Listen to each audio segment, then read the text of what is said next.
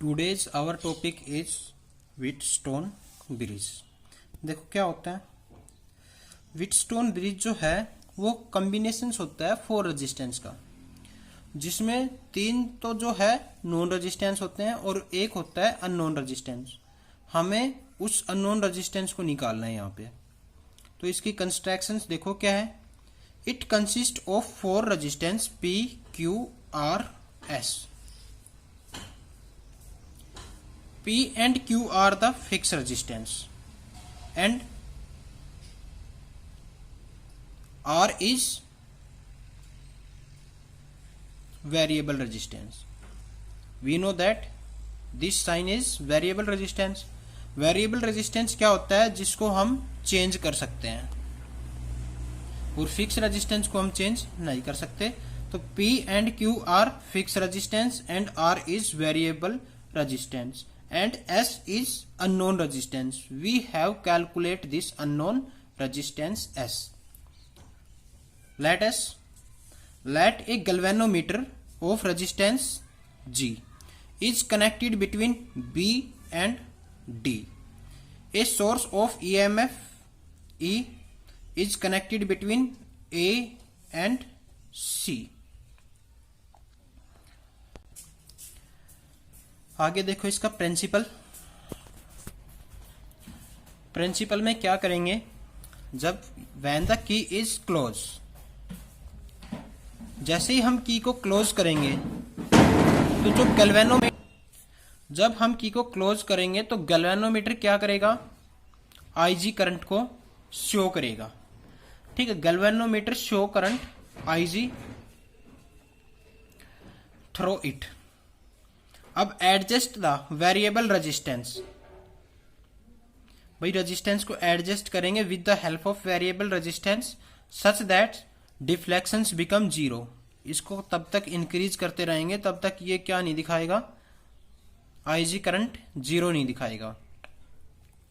जैसे ही यहां पे डिफ्लेक्शंस 0 दिखाएगा तो B एंड D क्या हो जाएंगे, इनके ऊपर जो पोटेंशियल डिफरेंस हो जाएगी क्या हो जाएगी, same.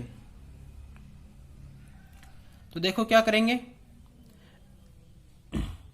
Adjust the variable resistance such that the deflections become 0। At this stage potentials at B and D is same, then Wheatstone bridge is said to be balance. तो जो व्हीटस्टोन ब्रिज है वो किस में आ जाएगा, बैलेंस में आ जाएगा। तो और इनका जो रेशियो होगा P एंड Q का वो क्या हो जाएगा, इक्वल हो जाएगा P Q का और S के। तो देखो बेटा, जो रेशियो है P बाई Q का इक्वल हो जाएगा किसके, R बाई S के। और यहां से S की वैल्यू निकालेंगे, S की वैल्यू निकालेंगे तो S ऊपर और ये इधर, Q ऊपर आ जाएगा, P नीचे और R मल्टीप्लाई में।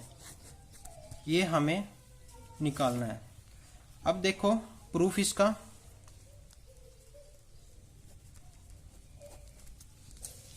Proof when the key K is close, K key को क्लोज करेंगे तो IG current flowing in the difference arm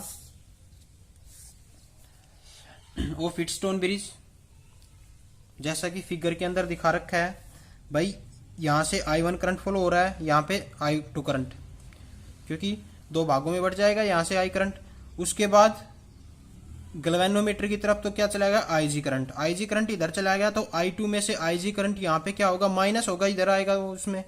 अब यहाँ से I1 करंट आया और IG करंट आया, तो यहाँ पे जो करंट पहुंचेगा S रेजिस्टेंस के अंदर, वहां पे I1 प्लस IG, क्योंकि I1 तो इधर से आया, IG इधर से आया, क्या हो जाएगा, ऐड हो जाएगा, और इधर से IG क्या हो जाएगा, माइनस हो जाएगा, और यहाँ पे वापस करंट क्या पहुंचेगा, I।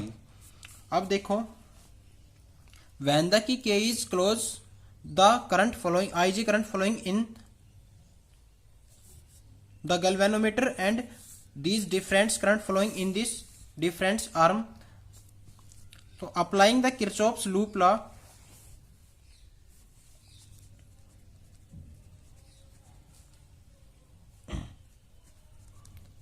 applying the Kirchhoff's loop law of the close loop, देखो किस पे लगाएंगे पहले, ए डी बी ए, किस पे, ए डी बी ए, इस वाले लूप के ऊपर लगाएंगे सबसे पहले किरचॉफ्स लॉ। तो देखो इस वाले लूप पे जैसा कि हमने उसके अंदर लिया था क्लॉकवाइज और anti clockwise, clockwise positive anti clockwise negative, वैसे ही इसके अंदर लेना है। तो सबसे पहले देखो हम कहां नीचे की तरफ जा रहे हैं। एक चीज ये भी है, अगर करंट की अपोजिट डायरेक्शन में है वो नेगेटिव लेना है और करंट की डायरेक्शन में है वो पॉजिटिव लेना है, ये भी ध्यान रखने के लिए है। अब देखो करंट की डायरेक्शन पहले इधर गए, I1 करंट इधर आ रहा है, तो I1 और क्या जाएगा R, I1 R। अब ऊपर की तरफ जाएंगे तो करंट के अपोजिट डायरेक्शन में जा रहे हैं, अपोजिट डायरेक्शन में जा रहे हैं तो क्या ले लेंगे, माइनस, कौन सा करंट है इसमें, IG इंटू में G, IG G। अब वापिस इधर आएंगे, वापिस आएंगे फिर करंट के अपोजिट डायरेक्शन में, तो क्या ले लेंगे, करंट कौन सा है, I2 और रेजिस्टेंस कौन सा है, P, इक्वल होगा किसके, 0 के, इक्वेशन फर्स्ट। अब नेक्स्ट जो है दोबारा से हम किरचॉफ्स लूप लॉ अप्लाई करेंगे। अब जो क्लोज लूप है वो कौन सा, B D C B, इस वाले लूप के ऊपर। तो देखो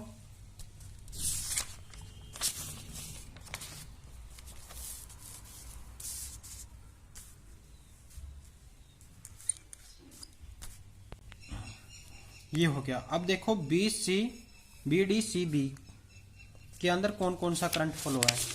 सबसे पहले बी डी, यहां से कौन सा करंट है, आई जी, कौन सा करंट फ्लो है, आई जी, और गैल्वेनोमीटर का रेजिस्टेंस जी। तो सबसे पहले क्या लिखेंगे हम, आई जी जी। अब उसके बाद देखो कौन सा करंट है, इस डायरेक्शन में चलेंगे, इसको भी पॉजिटिव लेंगे क्योंकि करंट की डायरेक्शन है I1 प्लस में IG और S। तो प्लस में क्या आएगा हमारे पास, I1 प्लस में IG और रेजिस्टेंस S। उसके बाद करंट के अपोजिट डायरेक्शंस में I2 माइनस IG और Q, माइनस क्या जाएगा, I2 माइनस IG और Q is equal to 0। Equation हमारे पास क्या जाएगी, ये सेकंड। अब देखो when the Wheatstone bridge it at balance positions, balance positions मतलब with the help of resistance की सहायता से हमने इसके अंदर जो करंट फ्लो हो रहा है गैल्वेनोमीटर के अंदर उसको क्या कर लिया, 0 कर लिया। तो no current flow through the IG, through the galvanometer, galvanometer के अंदर से कोई भी करंट फ्लो नहीं होगा। तो जो IG करंट है हमने फर्स्ट इक्वेशंस के अंदर, फर्स्ट इक्वेशंस याद रखना, I1 R minus IgG minus में I2 P, और सेकंड इक्वेशंस के अंदर IG करंट फ्लो नहीं होगा। तो जिस जहां जहां पे भी IG करंट है उसको हम क्या ले लेंगे, 0 डिनोट कर लेंगे। देखो when the Wheatstone bridge at balance positions no current through the galvanometer, from equation first and second. सबसे पहले इक्वेशन फर्स्ट क्या है हमारे पास, I1 R माइनस में IgG माइनस में I2 P। अब IG करंट 0, तो ये हमारे पास क्या जाएगा, 0। क्या बचेगा हमारे पास, I1 R माइनस में I2 P। तो फर्स्ट इक्वेशन से हमारे पास क्या बचा, I1 R माइनस में I2 P is equal to 0। Clear. अब सेकंड इक्वेशन देखो, IG करंट यहाँ पे 0, तो ये तो हमारे पास क्या जाएगा, 0। इसको ओपन करेंगे I1S प्लस में IGS, तो I1S बचेगा, IG क्या हो जाएगा 0, तो IGS वाला 0 हो जाएगा। उसके बाद इसको ओपन करेंगे माइनस में I2Q और माइनस माइनस प्लस IGQ, तो हमारे पास ये क्या जाएगा, I2Q माइनस का I2Q प्लस का IGQ, तो IG क्या हो जाएगा 0, तो IGQ 0, तो यहाँ पे क्या बचेगा माइनस I2Q। तो सेकंड इक्वेशन से क्या आ जाएगा, यहाँ पे तो I1S, यहाँ पे माइनस में I2Q, इज इक्वल टू 0 के इक्वल। अब इस इक्वेशन से I1 R की वैल्यू निकालेंगे तो क्या आ जाएगा, I2 उधर जाके क्या हो जाएगा प्लस का I2 P, और इस इक्वेशन से निकालेंगे तो क्या आ जाएगा I1S is equal to I2 Q। इसको इक्वेशन नंबर 3 डाल देंगे, इसको इक्वेशन नंबर 4 डाल देंगे। क्लियर। थर्ड इक्वेशन से अगर रेशियो निकालेंगे तो थर्ड इक्वेशन नेक्स्ट को डाल लेंगे। थर्ड इक्वेशन से रेशियो हमारे पास क्या आ जाएगा, I1 अपॉन में I2 को इधर ले आए तो क्या आ गया P अपॉन में R। I2 इधर ले आएंगे, R2 को उधर ले जाएंगे तो क्या आ जाएगा P अपॉन में R। इसको थर्ड डाल लेते हैं, इसमें भी इसी को सोल्व करके डाल लेते हैं। I1 अपॉन में I2 को इधर ले आए तो S कहाँ जाएगा उधर, तो क्या जाएगा Q अपॉन में S। इसको डाल लेते हैं 4th। अब from the equations 3rd and 4th, from the equations 3rd and 4th, 3rd और 4th इक्वेशन से किसी भी एक की वैल्यू रख दो, इसकी या फिर इसकी वैल्यू रख देते हैं। इनका कंपैरिजन करवाएंगे तो क्या आएगा, P अपॉन में R is equal to Q upon में S। अब R को उधर ले जाते हैं, Q को इधर ले आते हैं, तो P अपॉन में Q इज इक्वल टू क्या आ जाएगा R अपॉन में S। अब हमें अननोन रेजिस्टेंस S निकालना था, यहां से S निकालेंगे तो S उधर ले जाएंगे,